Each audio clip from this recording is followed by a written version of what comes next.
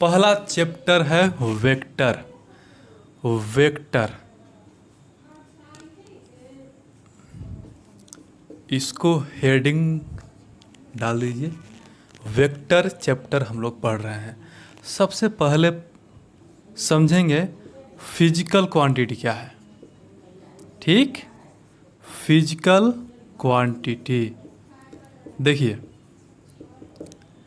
मुझे बताइए, लेंथ का मेजरमेंट हो सकता है या फिर नहीं?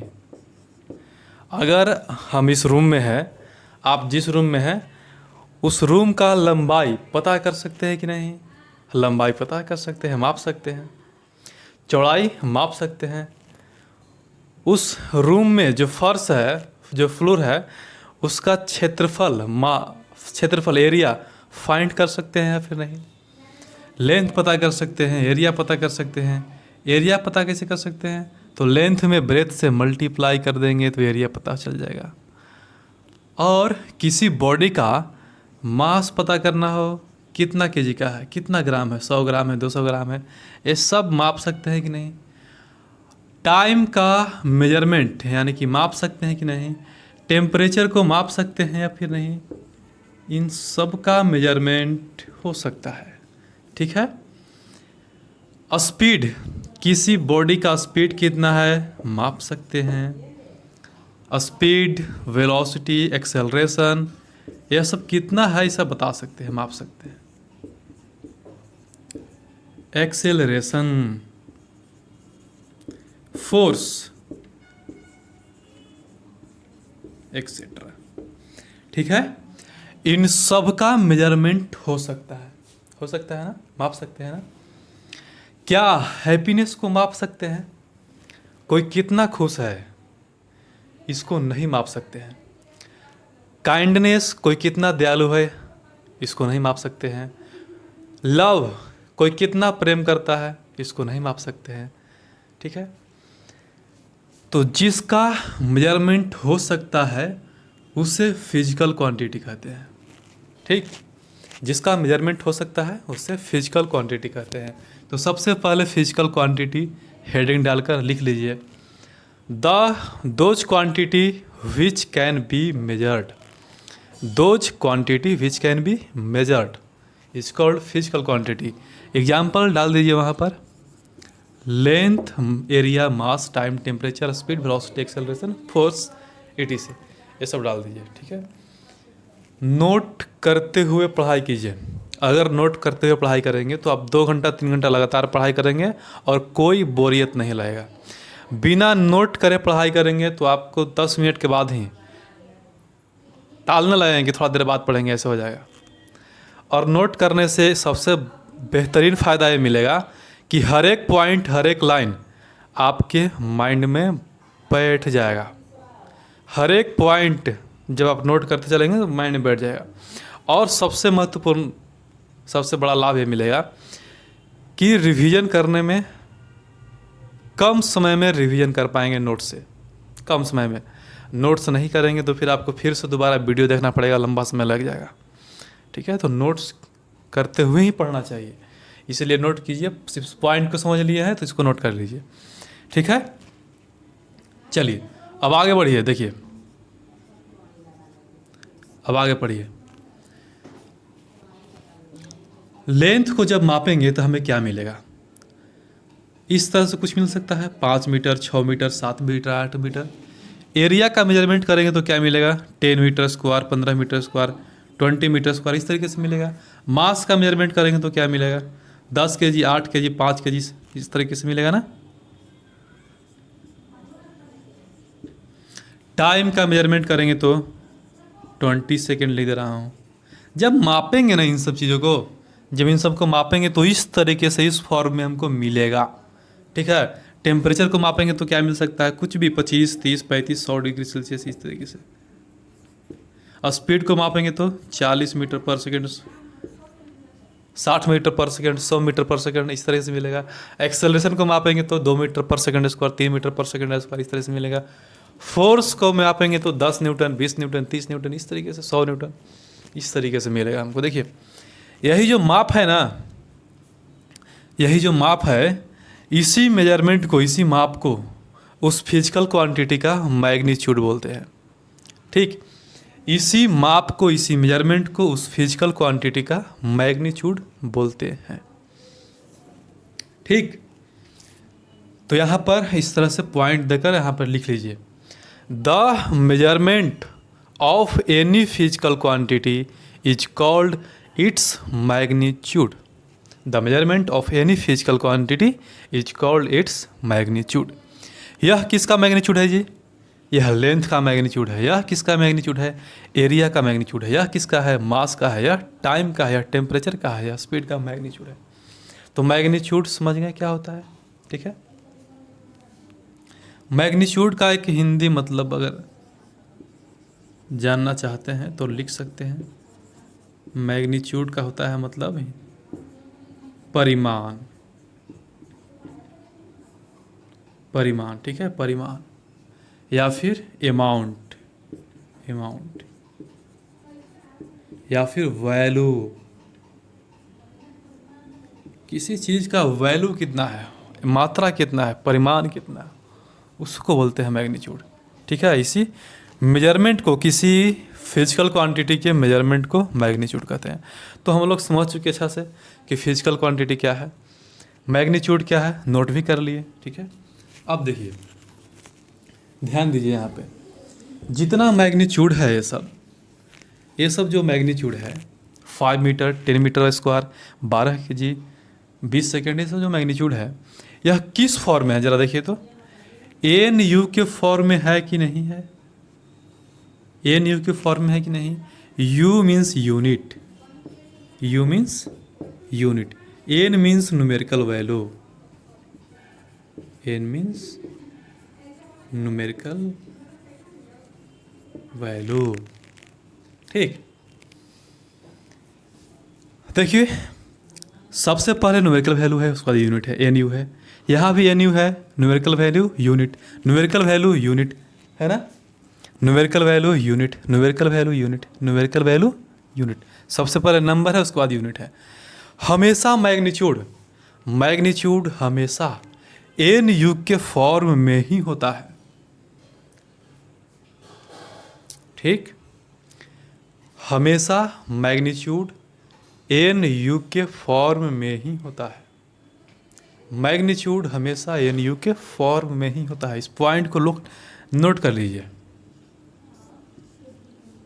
The magnitude of any physical quantity is always represented as, the magnitude of any physical quantity is always represented as N U. ठीक है, एन यू, फिर यहाँ पर दिखा दीजिए, वहाँ पर एन मतलब न्यूमेरिकल वैल्यू और यू मतलब यूनिट। ठीक है, यहाँ तक कोई दिक्कत नहीं ना? चलिए अब आगे बढ़ते हैं।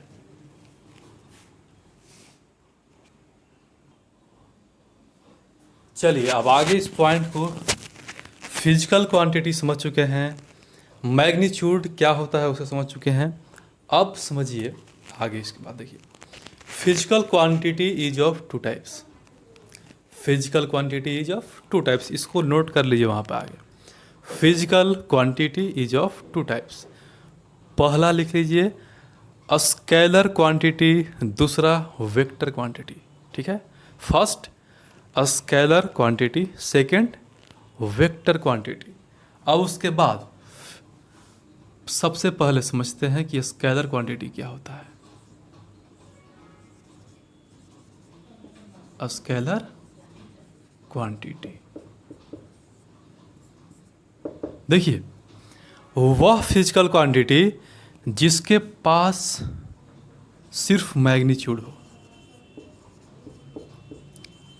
जिसके पास सिर्फ मैग्नीट्यूड हो और जिसे सिंपल मेथड से ऐड करते हैं, जिसका जोड़ घटाव सिंपल अलजेब्रिक मेथड से करते हैं, सिंपल अलजेब्रिक मेथड से। जैसे देखिए, लेंथ का सिर्फ मैग्नीट्यूड होता है, लेंथ का सिर्फ मैग्नीट्यूड होता है, इसको डायरेक्शन से कोई मतलब नहीं है। और अगर एक लेंथ है 5 मीटर, एक है 3 मीटर, एक है 7 मीटर, तो इसको सिंपली ऐड कर सकते हैं, सिंपली ऐड कर देंगे। 5 + 3 + 7, 5 3 8, 8 7 15, ठीक है, सिंपली ऐड होता है। और इसको डायरेक्शन से कोई मतलब नहीं है। ऐसा नहीं कि डायरेक्शन बदलेंगे तो प्रभाव बदल जाएगा, डायरेक्शन चेंज कर देंगे किसी का तो उसका लंबाई नहीं, ऐसा कुछ नहीं है, उसका रिजल्टेंट बदल जाए, ऐसा कुछ नहीं है। और देखिए मास, मास का सिर्फ मैग्नीट्यूड होता है। 1 kg, 2 kg, 3 kg, 5 kg, 6 kg, 7 kg। इसको डायरेक्शन से कोई मतलब नहीं है, ठीक है। और एक मास अगर 5 kg है, एक 5 kg मास है, एक है 15 kg मास है, तो इसको सिंपली ऐड कर सकते हैं, 5 + 15 20 kg, ठीक। लेंथ, मास, इसी तरीके से टाइम, टाइम का सिर्फ मैग्नीट्यूड होता है और इसको सिंपली तरीके से ऐड कर सकते हैं। लेंथ, मास, टाइम, टेम्परेचर, टेम्परेचर और क्या, स्पीड, स्पीड, डिस्टेंस,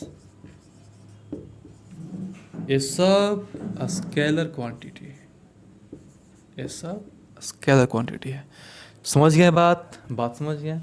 तो सबसे पहले इसको नोट कर लीजिए, स्केलर क्वांटिटी फर्स्ट लिखकर यहाँ हेडिंग दीजिए, वहाँ पर लिखिए those physical quantity which have only magnitude, which have only magnitude and which is added with, and which is added with simple algebraic method, and which is added with simple algebraic method, ठीक है। Example डाल दीजिए, length, मास, time, temperature, speed, distance, से, ठीक है। Note कीजिए इसको, note कर लीजिए, नोट कर लीजिए फटाफट। और नोट करने के बाद अब मैं आपको समझाता हूँ वेक्टर क्वांटिटी क्या है, ठीक। वेक्टर क्वांटिटी क्या है, तो देखिए वेक्टर क्वांटिटी सेकेंड लिखकर वहाँ पर हेडिंग डाल दीजिए। देखिए वेक्टर क्वांटिटी का ना मैग्नीट्यूड तो होता ही है, मैग्नीट्यूड तो होता ही है, इसका डायरेक्शन भी होता है, ठीक, इसका डायरेक्शन भी होता है।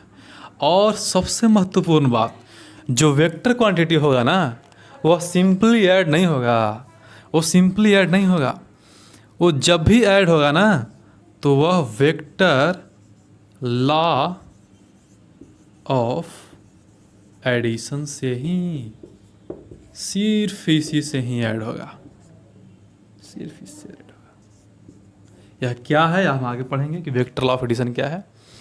अभी सिर्फ इतना ही समझ लीजिए कि सिर्फ वेक्टर लॉ ऑफ एडिशन से ही ऐड होगा, ठीक है। वेक्टर लॉ ऑफ एडिशन से ही ऐड होगा। जैसे देखो फोर्स,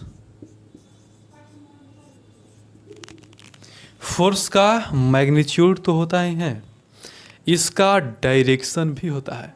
अगर किसी बॉडी पे,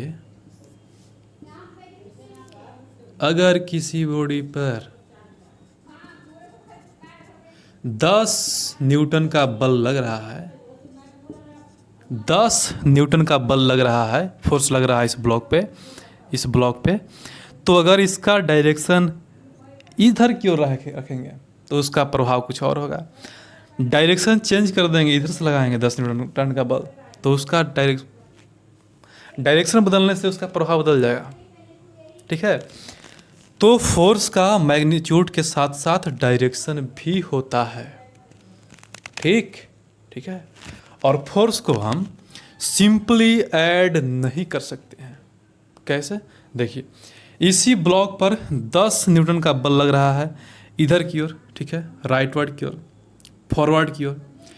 10 न्यूटन का बल ही बैकवर्ड की ओर भी लग रहा है।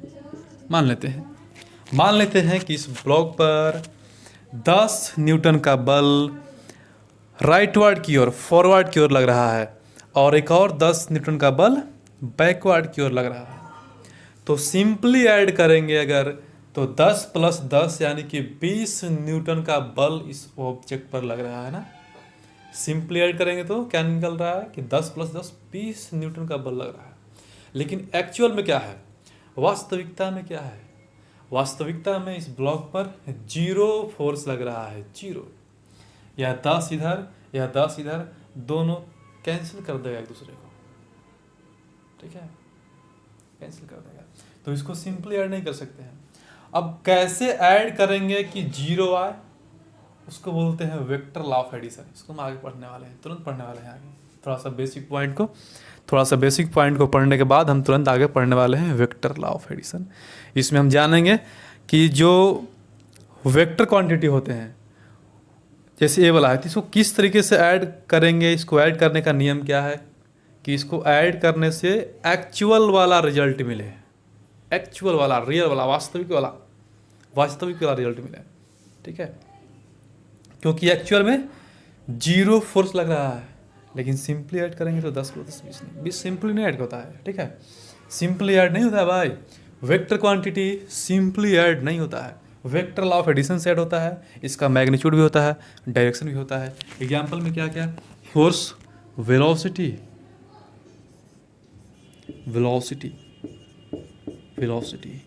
उसके बाद क्या, एक्सेलरेशन, एक्सेट्रा, ठीक है। इतना लिख लीजिए, नोट इतना लिख लीजिए, ठीक है। वेक्टर क्वांटिटी हेडिंग डालिए, वहाँ पर डेस्क देकर लिखिए, those physical quantity which have both magnitude as well as direction,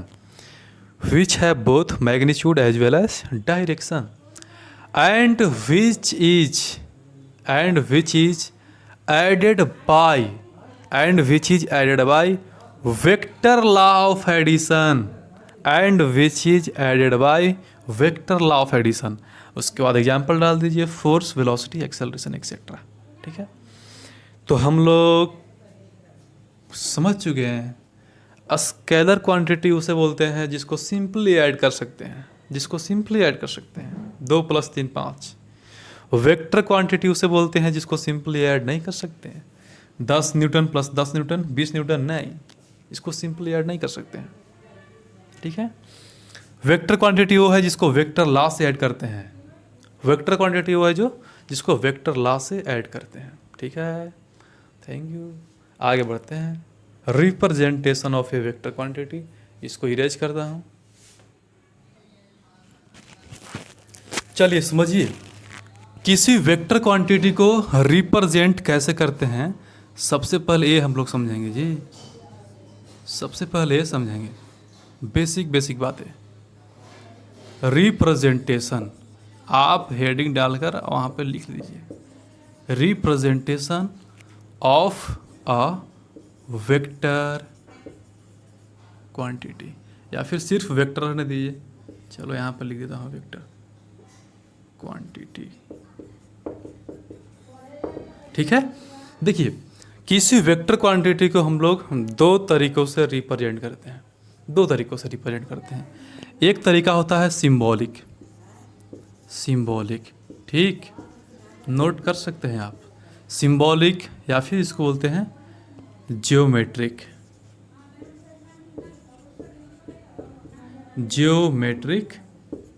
representation. और दूसरा तरीका होता है अलजेब्रिक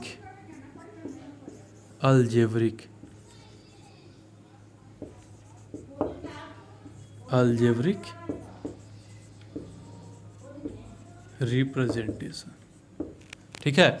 एक होता है सिंबॉलिक रिप्रेजेंटेशन और एक होता है अलजेब्रिक रिप्रेजेंटेशन, ठीक है। हम सबसे पहले समझते हैं, आप दोनों लिख लीजिए, दोनों लिखने के बाद फिर से पहला लिखिएगा सिंबॉलिक रिप्रेजेंटेशन, ठीक है। जल्दी लिख लीजिए इसको, symbolic representation.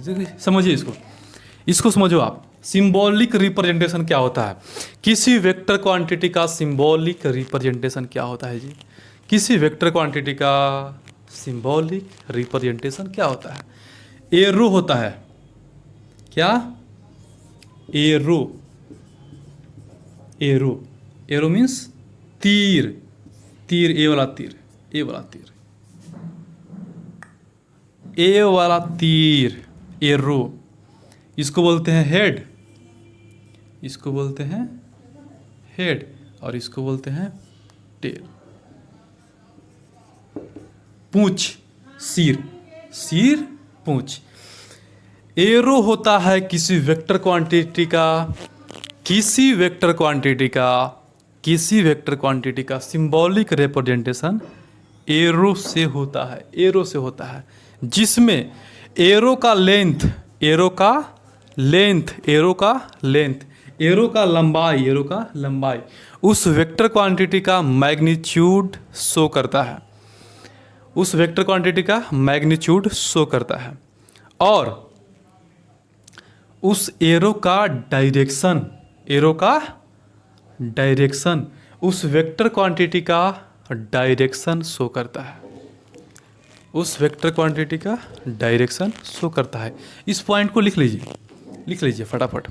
An arrow, an arrow, an arrow is the symbolic representation of A vector quantity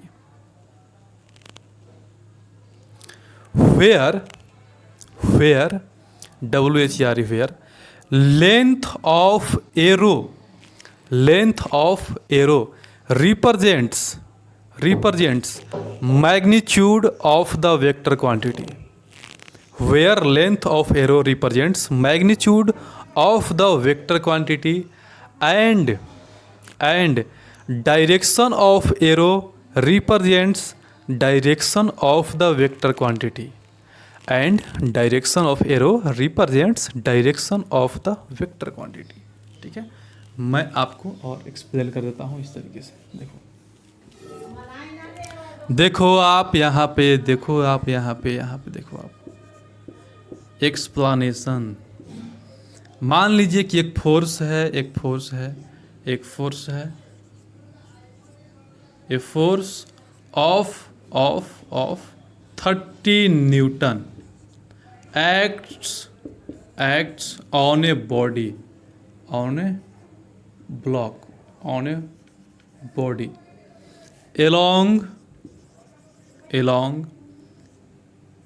west direction, along west direction, represents it symbolically या फिर geometrically, represents it symbolically या फिर ज्योमेट्रिकली। देखिए, एक फोर्स है जिसका मैग्नीट्यूड 30 न्यूटन है और वेस्ट डायरेक्शन की ओर लग रहा है किसी बॉडी पर, और उस फोर्स को दिखाना है, ज्योमेट्रिकली दिखाना है, यानी कि एरो से दिखाना है। तो देखो, वेस्ट होता है किधर, वेस्ट किधर होता है यार, वेस्ट होता है इस तरफ, ईस्ट किधर होता है,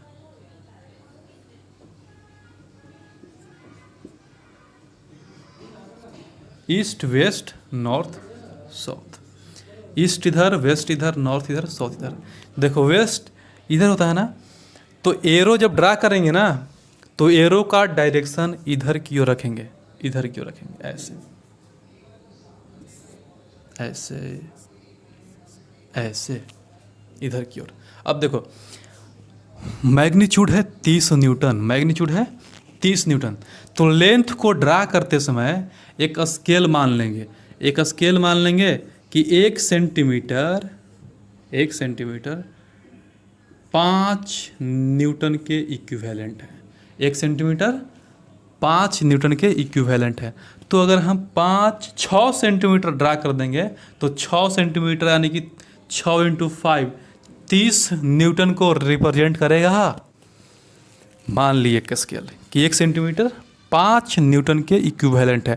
तो अगर 6 सेंटीमीटर ड्रा कर देंगे तो 6 सेंटीमीटर 6 × 25 30 न्यूटन के इक्विवेलेंट होगा ना, होगा ना। तो 6 सेंटीमीटर ड्रा कर देना है इसको। मान लें इसका जो लेंथ है ना 6 सेंटीमीटर है, 6 सेंटीमीटर, ठीक है।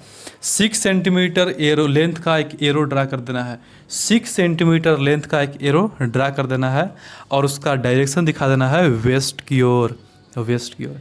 यही जो है ना, ये जो है एरो, यह एरो देखिए, यह एरो उस फोर्स को रिप्रेजेंट कर रहा है जिसका मैग्नीट्यूड 30 न्यूटन है और डायरेक्शन वेस्ट की ओर है, वेस्ट की ओर है। इसको जल्दी से पॉज करके इस एक्सप्लेनेशन को थोड़ा सा लिख लीजिए, फटाफट लिख लीजिए, लिख लिए, हो गया नोट, पॉज करके लिख लीजिए। अब आगे बढ़ता हूँ।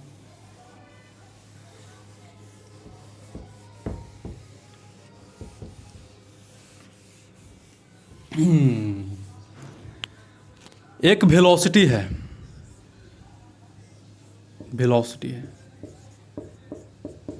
ठीक, वेलोसिटी है 60 मीटर पर सेकेंड है,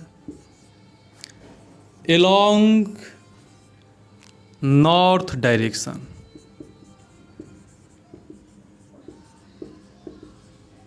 ठीक, एलोंग नॉर्थ डायरेक्शन। देखिए मैग्नीट्यूड कितना है, 60 मीटर पर सेकेंड, डायरेक्शन है नॉर्थ, यानी कि एरो जब ड्रा करेंगे तो उसको ऊपर की ओर ड्रा करना पड़ेगा, 60 मीटर पर सेकेंड है ना, तो हमको मान लेना है, एक स्केल लेना है कि 1 सेंटीमीटर 10 मीटर पर सेकेंड के इक्विवेलेंट है, 10 मीटर पर सेकेंड के इक्विवेलेंट है। तो अगर 6 सेंटीमीटर ड्रा कर देते हैं, अगर 6 सेंटीमीटर ड्रा कर देते हैं तो यह मैग्नीट्यूड जो लेंथ है ना, वह लेंथ हो जाएगा 60 मीटर पर सेकेंड को रिप्रेजेंट करेगा। अगर 6 सेंटीमीटर ड्रा कर दिए तो जो लेंथ है वह 60 मीटर पर सेकेंड को रिप्रेजेंट करेगा और डायरेक्शन नॉर्थ की अलोंग है। तो यह जो एरो है ना, यह एरो क्या रिप्रेजेंट कर रहा है, यह एरो रिप्रेजेंट कर रहा है कि एक वेलोसिटी है जिसका मैग्नीट्यूड है 60 मीटर पर सेकेंड और उसका डायरेक्शन है नॉर्थ के अलोंग। ठीक, समझ चुके हैं? चलिए अब इसके आगे देखते हैं, आगे बढ़ते हैं। ठीक है, देखते हैं कि अलजेब्रिक रिप्रेजेंटेशन क्या होता है।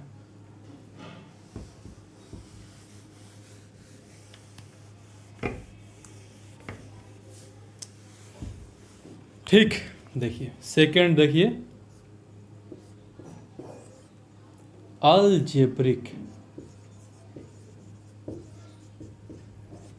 Algebraic representation.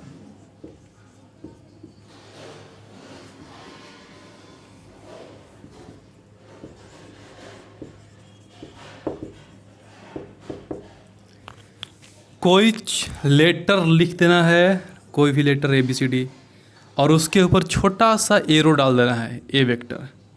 कोई लेटर लिख देना है, उसके ऊपर छोटा सा एरो डाल देना है, A vector, B vector, C vector, D vector, ऐसे ही E vector, F vector, V vector, K vector, etcetera.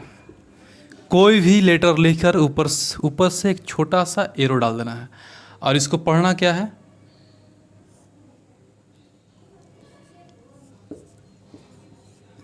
pronounced as a vector, या फिर इसको वेक्टर ए भी पढ़ सकते हैं।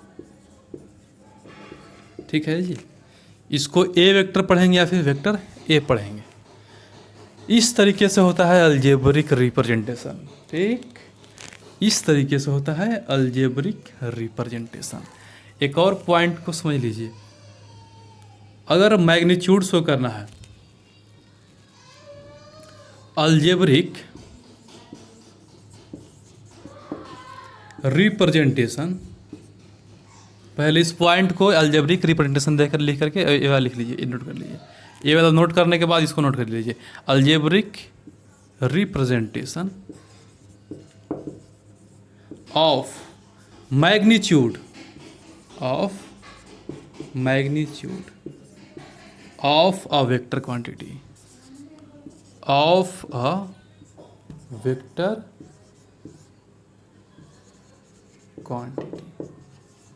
देखिए किसी वेक्टर क्वांटिटी का मैग्नीट्यूड का अलजेब्रिक रिप्रेजेंटेशन कैसे करते हैं। तो क्या करना है, जो यह अलजेब्रिक रिप्रेजेंटेशन है ना, इसी के ऊपर एक मोड़ लगा देना है, बस बस मोड़ लगा दिए ना, बस हो गया। या फिर सिर्फ ए लिख देना है, या फिर सिर्फ ए लिख देना है, ठीक है। इसको पढ़ते क्या है जी, इसको पढ़ते हैं mode of A vector, mode of A vector, ठीक है। या फिर सिंपली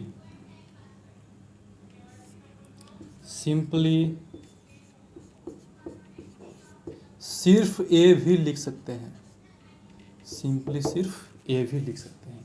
ए बराबर मोड ऑफ ए वेक्टर का मोड बराबर ए, ठीक, ध्यान रखिएगा।